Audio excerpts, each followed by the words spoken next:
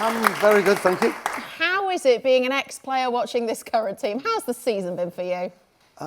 It's just been frustrating, I think, more than anything. I mean, and Ruben, I really like Ruben, the way he is and everything he does. But he's got his system he plays, which obviously works in Europe, as we've not. I think we're the only team out of 72 teams not to lose a game.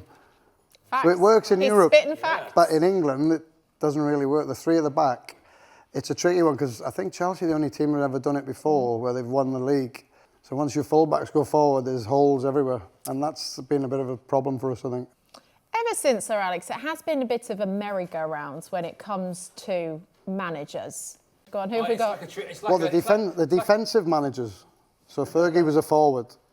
Interesting. Name the other ones. It's like a Man United tribute act a lot of the time, isn't it? Like when they had David Moyes in, they sort of... Centre back. It's like, I don't know if you've ever seen Queen, but with Adam Lambert as the lead singer. It was a bit like that. It was like, oh, we're going to try and keep it the same, but, oh, there's just someone else a little bit. No, that didn't work. And then I think they moved on to, was it Van Gaal next? Louis Van Gaal. Centre back. Who had 9 0-0s in his 66 games, including... 85% possession, all the possession, including a goals. game against Man City, where they had 1 shot on target in the whole game, in the big derby. Ralph Rangnick, really useful if you're ever on Pointless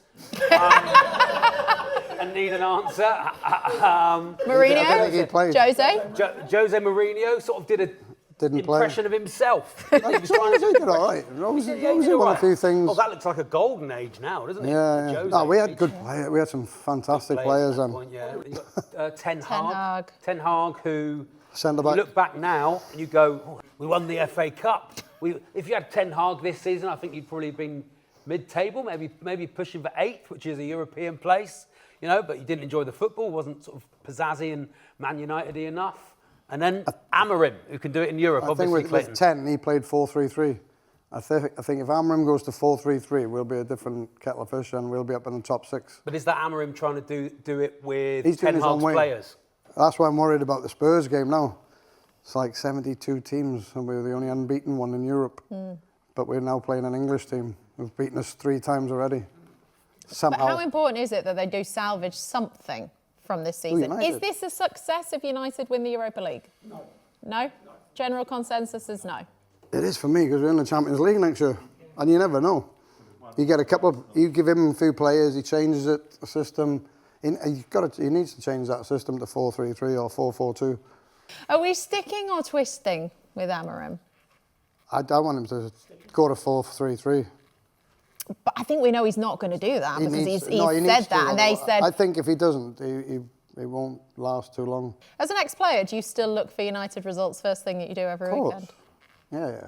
Most important thing for you? Yeah, I watch it through if I'm not there, I'm looking on the phone, and then I'm not looking on the phone at the moment.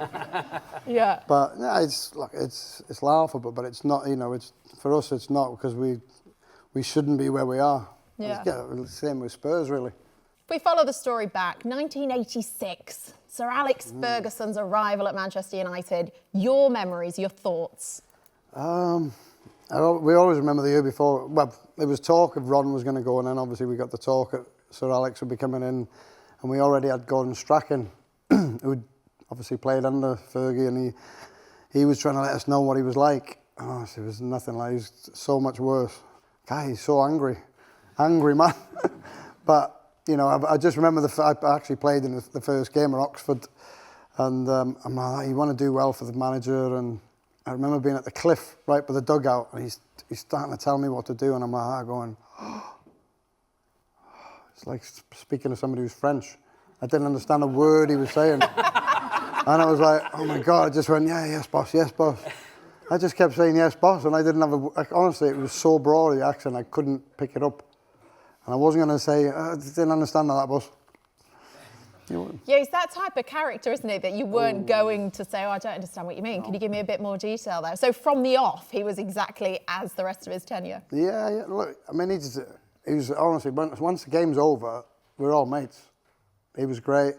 I mean, there was a big story with Gary Pallister, and that was the biggest one, which nearly came to blows in the change room with Gary and the gaffer. It all calmed down, and Pally was done. He was leaving the club. He's gone into the manager's office on the Monday to see him, and he's going to just wipe the floor and say, I'm done. And the manager went, Pally, I'm sorry. Just killed it. So Pally's like, he's just about to kick off with him, and he's apologised to him. Wow. And he just knew what to do at the right times. I mean, it was the start of the period where Manchester United fans just got used to winning everything. Yeah, I mean, I'm finding it hard to watch the games now, and it's not just United. I think I don't know whether I'm trying to work it out. I've played in every position for Wales and for United in different systems, and I've coached in the academy as well. And I've watched it coming in about 10 years ago, where it was all about passing, short passing, like Barcelona. They've looked at Barcelona and gone, that's the way we want to play. They're the top team, but they're the top team because they've got like 6 of the best players in the world up front, and they work really hard. In a nutshell, football's about working really hard when you haven't got the ball, which is the harder part. When you've got the ball, everybody wants to run forward and try and score goals. And funnily enough, 2 years ago, City, they were the best at doing it. I watched them this year against us. They weren't doing that. I watched Liverpool. They were sprinting. Honestly, they were sprinting. I watched the game and I watched them closing down. I thought they're not gonna slip up. They couldn't slip up. Do you still keep in touch? And who do you still keep in touch with? The I still gaffer? bumped into him. It's funny because I'd been away from the club for a while, and I went back. It was probably about 15 years ago, and I went back, and he bumped into me, and he goes, "You know, I can still find you." Scottish, isn't he?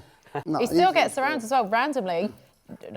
I was on a flight with him. He went to the Paris game of the Champions League, and then he flew to Manchester, and we were on the same flight. And this guy is now, Sir Alex is what, 80s now? Yeah. And he was travelling on his own with his suitcase. I just was like, honestly. What a guy. He's like that all the time, though.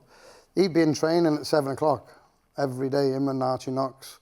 And then at the end of the day, they'd be going to watch a game somewhere. Yeah. It was like all day. I think he was way ahead of what I've seen, you know, people, I mean, there's so many people in the game now. I mean, I looked down the other week when we had the penalties, there was like 40 people there with tracksuits on, and, you know, there's like a job for everybody now. Every player's got somebody to look after the boots, the legs, everything. So we had 4. It was him, Archie Knox, Jim McGregor, the physio, and Norman Davis, the kit man. Sir Alex giving massages on the... Is that true? Is that true? Yeah. Is that true? When I say massage, it was more of a wash. Honestly, it was a Littleton Road. Well, we'd moved to Littleton Road because it was a bigger area, and it just started getting us in on a Sunday after the game. We were like, it's our day off, isn't it, Sunday? So we got in, and he's like to get rid of the lactic acid, and he's got the hot soapy water there, and he's like washing your legs, and I'm going, you missed a bit. Yeah, it wasn't the best. It wasn't the best. You just couldn't imagine that these days, can you? Anyway, Ange Postecoglou, Pep getting in there, he's just a bit like... That's who I am, mate. Yeah, it's a bit weird, I heard something that Ten Hag wasn't even telling the players off after the game. Wow. They had somebody else doing it. My goodness.